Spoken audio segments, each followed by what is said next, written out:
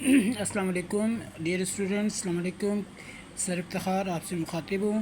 बेटे क्लास 8 की मैथ है नेशनल बुक फाउंडेशन की एक्सरसाइज नंबर 3.4 की तरफ हम चल रहे हैं। अच्छा देखें, 3.1, 3.2, 3.4 में तो हम स्क्वायर रूट को देख रहे थे। अब आपके पास आ गया है क्यूब रूट, क्यूब और क्यूब रूट।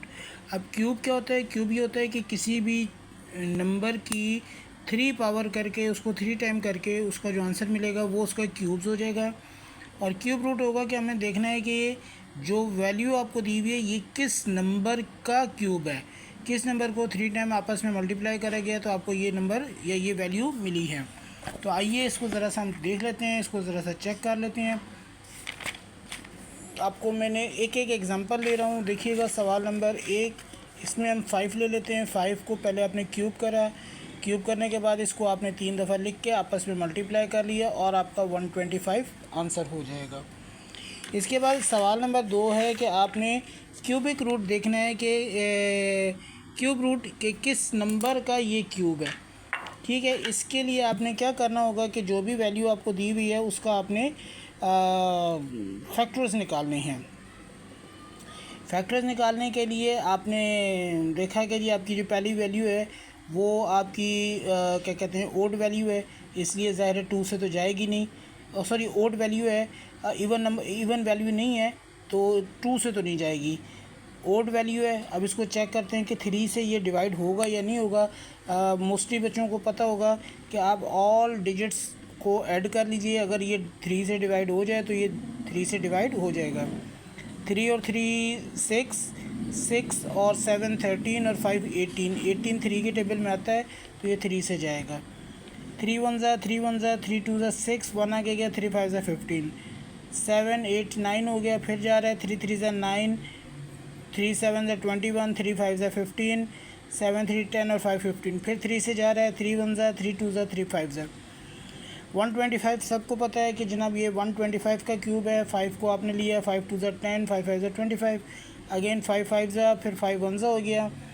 तो अब आपने क्या करना है कि 3375 इसकी आपने क्यूबिक रूट बनानी है, तो पावर 3 आपने इसके क्यूब पे दिया, रूट पे दिया। अब यहाँ आपने फैक्टर्स लिख लिए 3 3 5 5 5, 3 का पेयर बना लिया, 5 का ये बन गया क्यूबिक रूट की वजह से।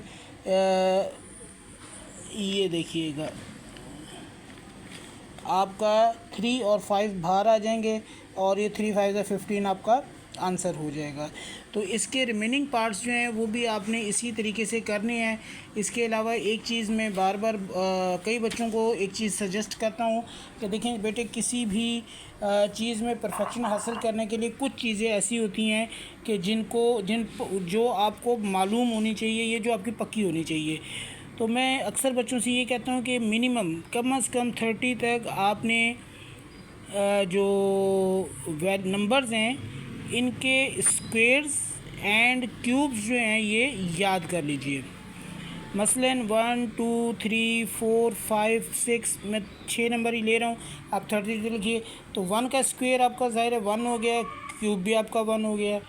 2 का स्क्वायर आपका 4 हो गया, क्यूब आपका 8 हो गया। 3 का 9 हो गया, क्यूब आपका 27। सेम आपका, अब इनके आपने स्क्वायर एंड क्यूब्स पहले आप लिख लीजिए और एक साथ याद करने की ज़रूरत नहीं है। डेली 2 या 3 की आप प्रैक्टिस बना लीजिए कि जी मैंने एक दिन में 3 नंबर याद करने हैं, दूसरे दिन फिर यही 3, चौथे दिन फिर अगले 3, फिर इस तरीके से करते करते आप 30 तक बना लीजिए।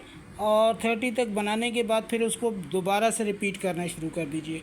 तो इसमें आपको ये फ़ायदा रहेगा कि जो आपके मतलब प्राइम नंबर के बनते हैं क्यूब्स, उसको आपको ढूंढना या उसको फ़ौरन पहचान करना आपके लिए आसान हो जाएगा।